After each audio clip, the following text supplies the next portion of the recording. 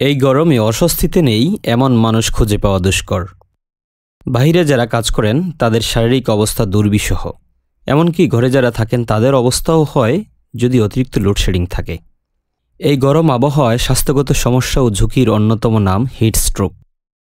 আসুন জেনে নেই হিটস্ট্রোক কী, কারা হিটস্ট্রোকে আক্রান্ত হতে পারেন, আর হয়ে গেলে বা করণীয় কী। যুক্তরাষ্ট্রের রোগ নিয়ন্ত্রণ এবং রোগ প্রতিরোধকারী সেন্টার সিডিসি এর তথ্য মতে হিটস্ট্রোক হলো শরীরের তাপমাত্রা দ্রুত বৃদ্ধি পাওয়া এবং আপনার শরীর যখন নিজেকে ঠান্ডা করতে পারে না। হিটস্ট্রোকে আক্রান্ত হলে শরীরের তাপমাত্রা 10 থেকে 15 মিনিটের মধ্যেই 106 ডিগ্রি ফারেনহাইট বা তার বেশি হয়ে যেতে পারে। হিটস্ট্রোকের অন্যতম কারণগুলোর মধ্যে উচ্চ তাপমাত্রায় শারীরিক পরিশ্রম দায়ী বলে গণ্য করা হয়। মূলত শরীর যখন তার তাপমাত্রা নিয়ন্ত্রণ করতে পারে না, শরীর ঠান্ডা হতে অক্ষম হয়, তখনই হিটস্ট্রোক হয়ে থাকে। যুক্তরাজ্যের জাতীয় স্বাস্থ্য বিভাগের তথ্য মতে হিটস্ট্রোকের অনেকগুলো লক্ষণ রয়েছে।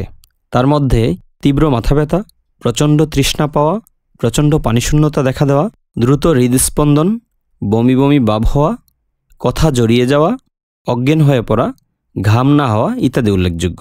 যুক্তরাজ্যের জাতীয় স্বাস্থ্য বিভাগ আরও বলেছে, হিটস্ট্রোক হলে যত দ্রুত সম্ভব শরীর ঠান্ডা করার ব্যবস্থা করতে হবে।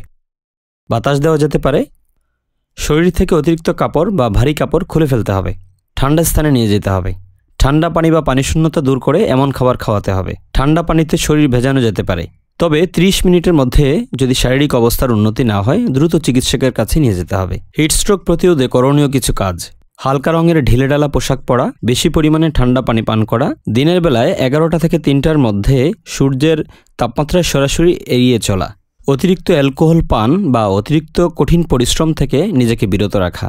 শিশু, বয়স্ক এবং হৃদরোগে আক্রান্ত রোগী বা ডায়াবেটিক্স রোগীদের হিটস্ট্রোকে আক্রান্ত হওয়ার ঝুঁকি অনেক বেশি থাকে।